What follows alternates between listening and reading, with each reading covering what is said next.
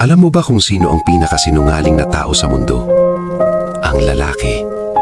Hindi dahil masama sila, kundi dahil hindi nila kayang aminin kapag nahihirapan na sila.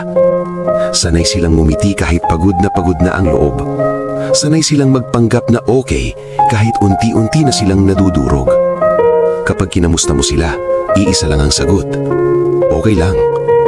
Pero sa likod ng salitang yun, may mga gabing tahimik silang umiiyak.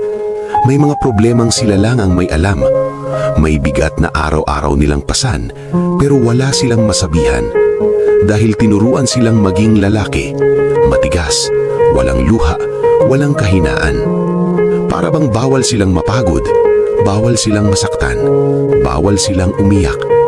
Dahil kapag lalaki ka, dapat palagi kang malakas. Pero ang totoo, mas emosyonal ang lalaki kesa sa iniisip ng lahat.